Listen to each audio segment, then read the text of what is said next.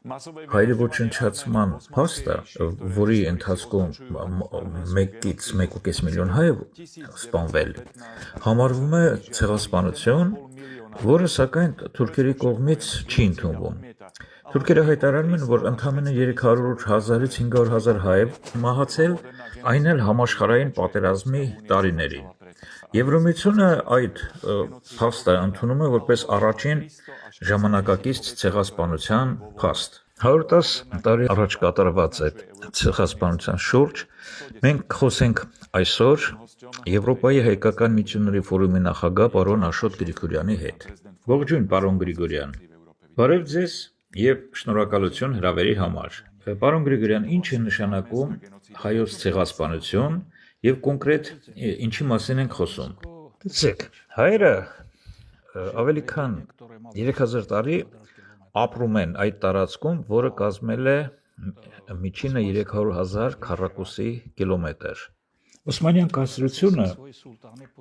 սկսել էր կոտորածների կազմակերպումը դեռևս դրանից երկար ժամանակ առաջ եւ առաջի խոշոր ցեղասպանությունը կարելի է ասել 1896-1898 թվերին կազմակերպեց Սուլթան Համիդի կողմից։ Այնուհետև Թուրքիայում ստեղծվեց երեք թուրքական կառավարությունը, որի ծնունդը նույնիսկ ողջունվեց այն ժամանակվա հայ կուսակցությունների կողմից, քանզի այն պետք է լիներ ավելի դեմոկրատական, քան Օսմանյան կայսրությունն էր, սակայն պարզվեց ճիշտ հակառակը։ 1915 թվականին սկսվեց հայերի մասսայական ոչնչացումը երիտուրքական կառավարության կողմից այն տարածքում, որտեղ հայերը ապրել էին ավելի քան 3000 տարի։ Երբ այդ տարածքի վրա օսմանները հայտնվեցին պլյուս-մինուս 15-րդ դարում միայն, ոչ ոք չէր սպասում, որ նման մասսայական կոտորածներ կկազմակերպեն, ընդ որում ամենացավալին, որ հայ ամենատաղանդավոր մեր հայտնի անձնավորությունների գլուխները թռան այդ կոտորածների ժամանակ։ Մեծագույն գրողներ, Թուրքիայի ազգային խորհրդի անդամներ, չնայած իհարկե պետք է նաև հասկանանք, որ բացառիկ անմեղ մարդիկ իրենց քաղաքներից եւ գյուղերից տեղահան արվեցին, դեպորտացեցին Սիրիայի Դերզոր անապատ եւ ճանապարհին ամբողջովին ոչնչացվեցին։ Դա Սիրիայում է գտնվում։ Այո, ժամանակակից Սիրիայում, եւ դուք կարող եք հաճախ լսել Դերզոր անունը այսօր եւս, որովհետեւ այնտեղ տարբեր կռիվներ են, պատերազմներ են ընթանում մինչեւ այսօր։ Իհարկե այն ժամանակ դեռևս ցեղասպանության եզրը հաստատված չէր, չկար այդ գաղափարը, եւ առաջին անգամ 1944 թվականին սկսեց աշխատել ցեղասպանության գաղափարի շուրջ հայտնի իրավաբան պրոֆեսոր Ռաֆայել Լեմկինը, որը որպես ցեղասպանության դասական օրինակ վերցրեց հենց հայերի կոտորածները Օսմանյան կայսրությունում։ Մեր ժողովուրդը անչափ շնորհակալ է պրոֆեսոր Լեմկինին իր կատարած աշխատանքի համար, որը 1948 թվականին ավարտվեց ցեղասպանության եզրի հաստատմամբ, որը կրկնում եմ հայոց ցեղասպանության հիմքի վրա էր ամբողջովին ուսումնասիրված եւ ընդունված։ Այն ձևակերպվեց որպես 20-րդ դարի առաջին ցեղասպանություն, իսկ երկրորդը, ինչպես գիտեք բոլորդ, հոլոքոստն էր, որը տեղի ունեցավ արդեն երկրորդ համաշխարհայինի ժամանակ ֆաշիստների կողմից։ Այնուհետև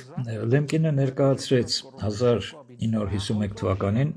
իր այդ բանաձևը ՄԱԿ, որը ընդունվեց 20 երկրների կողմից եւ զարմանալիորեն չընդունվեց Միացյալ Նահանգների կողմից այն ժամանակ, որից հետո 20-րդ դարի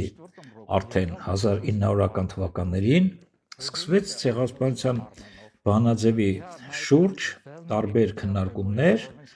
առաջիններից 96 թվին ընդունեց Ռուսաստանի Դաշնությունը հայոց ցեղասպանությունը որպես փաստ, այնուհետև երկար տարիներ պաուզա էր, քանզի թուրքական իշխանությունները հետևում էին, որ հանկարծ որևէ մի երկիր չփորձի ցեղասպանության, հայոց ցեղասպանության բանաձևը ընդունել որպես փաստ, եւ այդ պաուզան խախտվեց 2001 թվին, Ֆրանսիայի կողմից եւ Ֆրանսիայի պարլամենտը ընդունեց հայոց ցեղասպանության բանաձևը։ Այնուհետև կրկին մի շարք տարիներ ոչ մի երկիր չուներ ունենում քաջություն կրկնել այդ բանաձևը Ֆրանսիայի կողմից ընդունված հայոց ցեղասպանության սուրբ եւ առաջին անգամ քաջություն ունեցավ ցեղասպանության բանաձևը ընդունել, գիտեք որ երկիրը մեր հարազատ Սլովակիան։ Այո, 2004 թվականին Սլովակիան կատարեց շատ խիզախ քայլ եւ քննարկման դրվեց հայոց ցեղասպանության բանաձևը։ Քննարկման կազմակերպիչը ես էի եւ պետք է իմ խորին շնորհակալությունները հայտնեմ իմ այն գործընկերներին, որոնք չափազանց օգնեցին ինձ այդ հարցում։ Առաջինը Յան Չեռնոգորսկի, Սլովակիայի նախկին վարչապետ, այդ ժամանակ հատվածում Սլովակիայի արդարադատության նախարար, Ֆրանտիշեկ Միկլոշկոն, Պավոլ Հրուշովսկին, որ այդ ժամանակ Սլովակիայի ազգային խորհրդի նախագահն էր, եւ այլք, Տիբոր Միկուշը, Տրնավայի նահանգապետ։ Ընդ որում մենք կազմակերպել էինք այնպիսի մակարդակի վրա, որ Սլովակիայի ազգային խորհրդում այն անցավ առանց դեմ ձայնի, ոչ մի падգամավոր դեմ չքվեարկեց։ Ընդ որում, սա այնպիսի մի ցնցող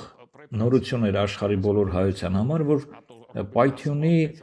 արդյունք ունեցավ։ Ոչ մեկը չէր սպասում, որ հանկարծ Սլովակիայի պարլամենտում այդ դաժան իրավիճակում Երբ որ Թուրքիան հետևում էր, որ հանկարծ որևէ մեկտեղ փորձ չարվի հայոց ցեղասպանության բանաձևի ընդունումը, հնարավոր էր նման բան։ Ընդ որում այնպիսի արդյունք տվեց բանաձևի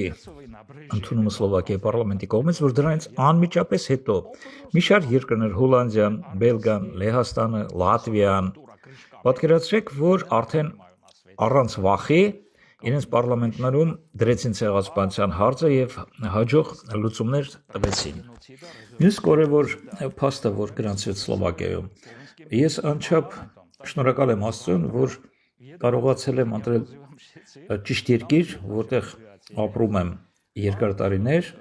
եւ ես անչափ շնորհակալ եմ Սլովակ ժողովրդին,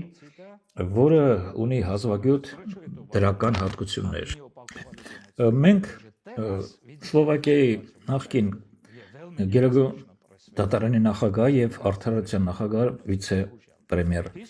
Շտեֆան Հարաբինի հետ միասին երկու անգամ եղանք Հայաստանում եւ մենք ընդունեցինք որոշում, որ բանաձևին պատմության մեջ առաջին անգամ, այո, Սլովակիան առաջին երկիրն է, որ պատմության մեջ առաջին անգամ բանաձևին տրեց օրենքի ուժ, ըստ որի, եթե որևէ մեկը սլովակական հողի վրա կժխտի հայոց ցեղասպանության փաստը, կազատազրկվի 5 տարով, եթե այն արել է դիտմամբ։ Եթե արել է պատահաբար, ապա կազատազրկվի 3 տարով։ Եվ անկեղծ ասեմ, սա իսկապես պայթյունի ազդեցություն ունեցավ թուրքական իշխանությունների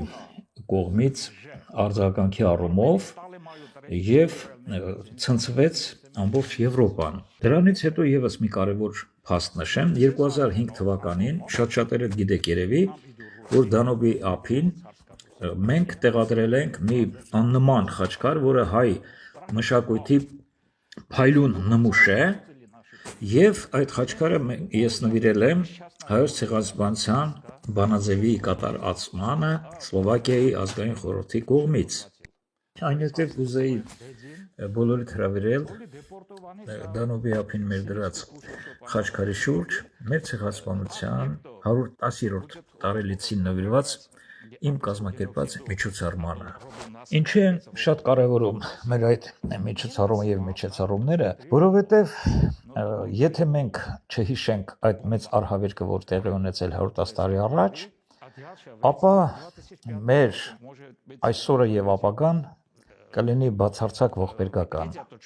Չէ՞ որ այսօր բոլորդ հետևում եք, ինչ նորանոր ցեղասպանություններ են կատարվում, կազմակերպվում աշխարհի տարբեր ծայրերում։ Դա տեղի ունեցել առաջին համաշխարհային պատերազմի ժամանակ։ Արդյոք դա չի եղել պատճառը հայերի ոչնչացման։ Ինչով բացատրել, որ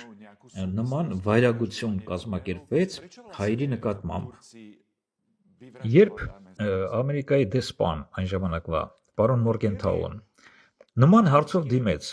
Թուրքիայի ներքին գործերի նախարար Թալիատ Բեյին, թե ինչու դուք կազմակերպված ոչնչացնում եք իրենց հողի վրա ապրող հայ բնակչությանը, ստացավ սարսափելի պատասխան։ Թալյաթը ասեց, դրա համար կա 3 պատճառ։ Առաջին պատճառը, որ հայերը Թուրքիայում շատ են առաջ գնացել, կան մեծաքանակ հայ մեծահարուստներ եւ Թուրքիայի պարլամենտում նրանք ունեն շատ լուրջ ներկայացուցիչներ։ Երկրորդ պատճառը, որ հայերը ձգտում են ինքնիշխանության եւ ունեն տարածքային պահանջ մեր երկրի նկատմամբ։ Իսկ երրորդը, որ նրանք դարձել են կամուրջ Ռուսաստանի համար դեպի Թուրքիա բանակ ուղարկելու եւ Թուրքիայի դեմ պատերազմելու հարցում։ Այս հարցում իսկապես Թալյաթը ճիշտ էր, որովհետեւ ցարական Ռուսաստանը ամբողջովին օգնում էր Հայաստանին ազատագրվելու եւ հսկայական տարածքներ իսկապես ռուսական կայսրության կողմից ազատագրվել էին եւ այդ փաստը Թուրքիայի համար որպես մեծ արհավիրք էր դարձել։ Ցավոք Ռուսաստանի կողմից ազատագրված տարածքները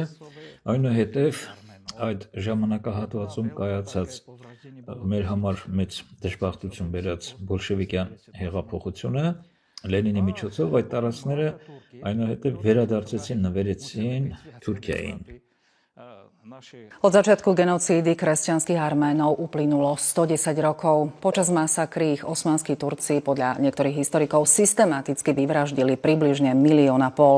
Osmanská ríša sa počas prvej svetovej vojny obávala, že by sa Arméni mohli pridať na stranu Ruska. Spomienka bola aj v Bratislave.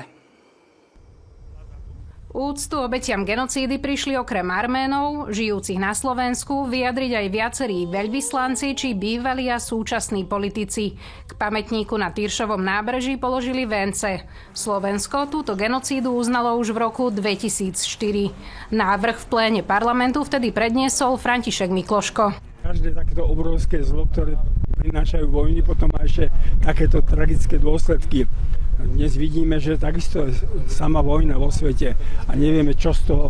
zla, nakopeného zla môže ešte vzniknúť. Systematické vyvražďovanie arménskeho etnika sa začalo už v roku 1890 v rôznych oblastiach Osmanskej ríše. Okrem pogromov, vyhladovania, násilnej islamizácie a mučenia v pracovných táboroch osmanskí vojaci vyháňali ľudí na tzv. Pochody smrti do sýrskej púšte. Náš odkaz je v tom, že ak zabudneme históriu a historické fakty a vymyslíme novú históriu, to bude koniec. Pietné podujatia sa konali aj inde vo svete. Okrem Arménska napríklad v Libanone, Sýrii aj vo Francúzsku. Je veľmi dôležité poznať a ctiť si minulosť. O genocíde Arménov musíme učiť každú generáciu. Arméni tým, že zostávajú sami sebou, umožňujú aj Francúzsku, aby bolo tiež samo sebou. Arménsko bolo počas prvej svetovej vojny súčasťou Osmanskej ríše riadenej z Istanbulu. Moslimské Turecko priznáva, že mnoho kresťanských Arménov vtedy zahynulo v bojoch s osmanskými vojakmi. Popiera, že išlo o genocídu. Alexandra Zetková, Slovenská televízia.